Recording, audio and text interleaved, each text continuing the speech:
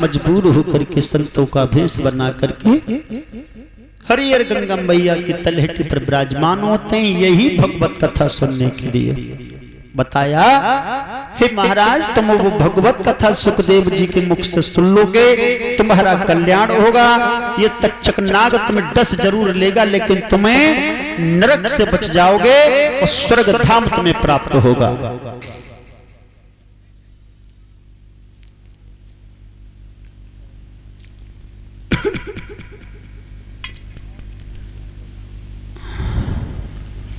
श्री सुखदेव जी समझा रहे हैं, महाराज परीक्षित, ऊंचे से आसन पर विराजमान है व्यास नंदन श्री सुखदेव भगवान का जब पदार्पण हुआ तो 88,000 महात्माओं ने खड़े होकर के दंडवत प्रणाम किया। लेकिन राजा परीक्षित अपनी जगह पर बैठा रहा, मन में विचार करने लगा। एक जरा सी उम्र का संत और 10,000 वर्ष की उम्र वाले महात्मा, लंबी लंबी जटाओं वाले, और छोटे से संत के आगे दंडवत प्रणाम कर रहे हैं, झुक रहे हैं, पैर छू रहे हैं। भला ये कौन सी रीति है? राजा के मन में यह विचार आ रहा है, परीक्षित के मन में ये विचार आ रहा है। 88,000 महात्माओं में श्री सुखदेव भगवान को दंडवत प्रणाम किया और बैठ गए। राजा परीक्षित अपनी जगह बैठे रहे तो किसी एक संत ने कहा, देखो राजन, ये वही सुखदेव है जो इन्हीं के मुख से नारायण की कथा श्रवण करोगे। आहा, तुम्हें मोक्ष मिलेगा, नरक से छुटकारा मिल जाएगा।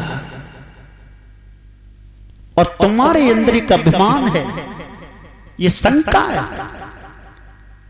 कितने बड़े बड़े संत छोटी सी उम्र वाले संत के आगे झुक गए, तो ये तुम्हारी भूल।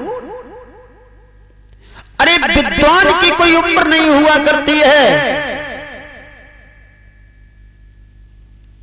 विद्वान की कोई उम्र नहीं हुआ करती है। विद्वान तो सदैव सर्वोत्तम, सबसे बड़ा हुआ करता है।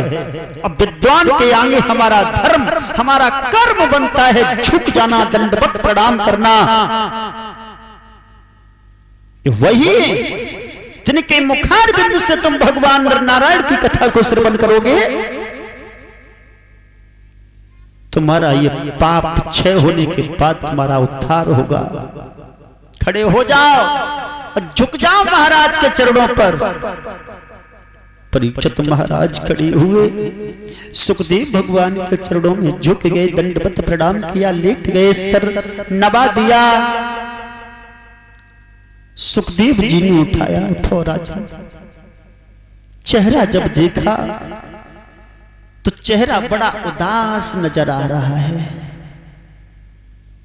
उदास चेहरा को सुखदेव ने पहचान लिया, संत समझ गए। क्या हुआ, आप आज नए आए हो? हाँ। तो आपका चेहरा उदास क्यों है? संतों की सानिध्य में जो आ जाता है उसके हर बाधा कट जाते हैं, और संतों की शरण में जो आने के बाद भी दुखी रहता है, तो इसका कारण कुछ बहुत गहरा होता है। आप 88,000 महात्माओं की भीड़ में बैठे हुए राजन, एक तुम ही उदास नजर आ रहे हो, इसका कारण क्या है? महाराज परीक्षित दोनों हाथ जोड़ करके आंखों में अश्रुधारा बहाते हुए कहने लगे, भगवान माफ करना। उदास होने का कारण सिर्फ एक ही है। क्या? हमें 7 में दिन तक्षक नाग खाएगा, हमारी मृत्यु होगी, और मरने के बाद भगवान मुझे नरक मिलेगा, नरक। उस नरक के भय के कारण मेरा हृदय गदगद हो गया है। हम क्या करूं, कुछ समझ में नहीं आता है। अब हमें कोई ऐसा उपाय बता दीजिएगा भगवान, हमें नरक से बच जाए। श्री सुखदेव भगवान कहने लगे हैं, सुनो राजा परीक्षित, सुनो महाराज, कितने दिन है तुम्हारे लिए अभी? परीक्षित कहने लगे, भगवान मेरे लिए 7 दिन बाकी बचे हैं, 7वें दिन ये तक्षक नाग खाएगा। अच्छा हाँ। सुखदेव जी कहने लगे, तुम्हारे लिए 7 दिन तो बहुत है। खटवांग को आधी घड़ी में मोक्ष दिला दिया था, और जिंदगी में हर मानव के 7 ही दिन हैं। 7वें दिन हर इंसान को खत्म होना है। ये काल पीछे भागता हुआ चला रहा है। ये जिंदगी के 7 ही दिन हैं। 7वें दिन के अलावा ब्रह्मा जी ने 8वां दिन बनाया ही नहीं। 7 ही दिन में पैदा होना, 7 ही दिन में बड़े होना, 7 ही दिन में नौकरी करना, 7 ही दिन में शादी करना, 7 ही दिन में बाली बच्चे होना, 7 ही दिन में चले जाना। यह ना जिंदगी 7 ही तो दिन है। 7 ही दिन में सब कुछ करना है, गलत भी, अच्छा भी, बुरा भी, भला भी, जो भी करना वो 7 ही दिन में करना है। जिंदगी के 7 ही दिन मिले हैं, इनमें अच्छा करना है तो अच्छा कर ले, बुरा करना है तो बुरा कर ले। जिंदगी के 7 ही दिन, 8वां दिन है ही नहीं। भैया धैर्य को धारण करो महाराज।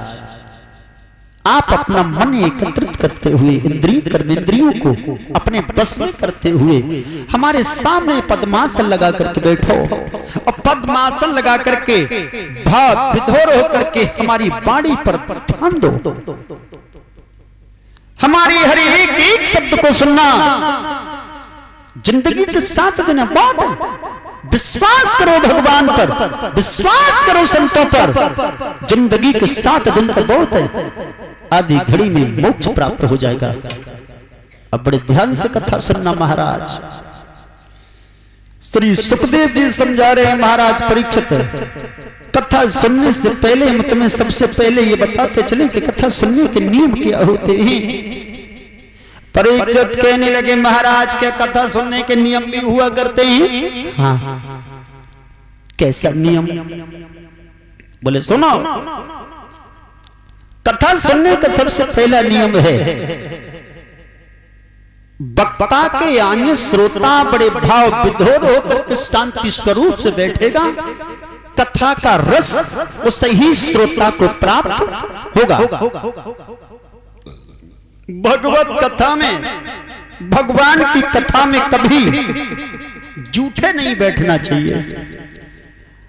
भगवान की कथा में कभी धूम्रपान करके नहीं बैठना चाहिए। ये उपदेश हम आप लोगों को दे रहा हूं, जो श्री सुखदेव भगवान ने बताया कुछ कथा सुनने के नियम।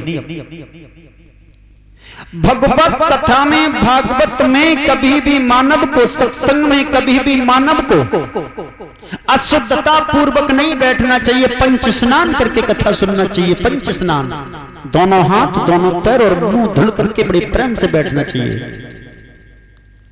भगवत कथा में कभी इधर उधर की चर्चा नहीं करना चाहिए। पद्मासन लगा करके जो भी वक्ता कहता है, श्रोता को बड़े ध्यान से सुनना चाहिए। हो सकता है कोई सा शब्द जिंदगी के लिए लाभदायक हो, और जो बाणी निकल जाती है वो पुनः वापस लौटती नहीं है। जो समय निकल जाता है वो पुनः वापस आता नहीं है महाराज। तो इसलिए भगवत कथा का हर शब्द मानव को बड़े ध्यान से सुनना चाहिए।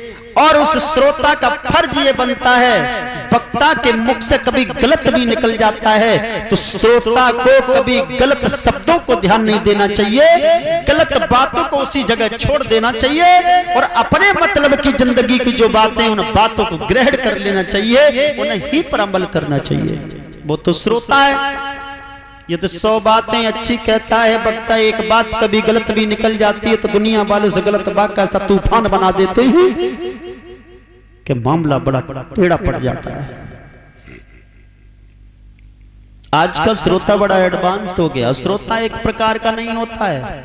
घर से लोग आते हैं, महाराज परीक्षित तो एक तरीका के नहीं आते हैं। बोले तो कितने तरीका के आते हैं? बोले श्रोता एक प्रकार के नहीं, 3 प्रकार के आते हैं। 3 प्रकार के? हाँ, बोले सो कैसे?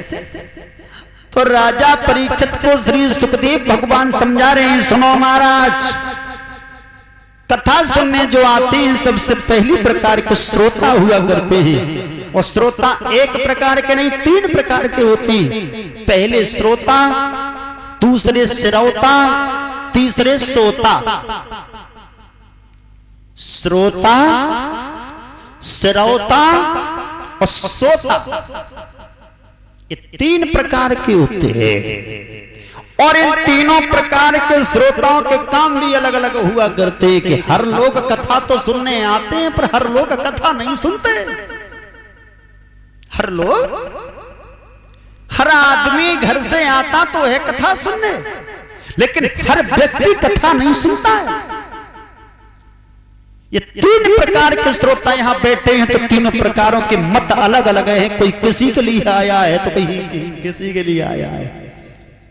अंतर ये है, घर से जब पहली प्रकार के श्रोता आते वो तो बड़े प्यार से भगवान की कथा को बैठ करके सुनते हैं। वक्ता जो भी कहता है बड़े ध्यान से सुनते हैं, बड़ा मन लगा करके सुनते हैं। उन्हें इधर उधर की बातों से कोई मतलब नहीं है। और कुछ लोग घर से आते हैं, वो कथा सुनने तो आते पर कथा नहीं सुनते। कथा में बैठ करके बड़े प्रेम से इधर उधर की बातें करते हैं। कभी इलेक्शन चल रहा है, कभी कुछ चल रहा है, कभी मतलब है। अंतर है, ये कभी कल्पना करता है।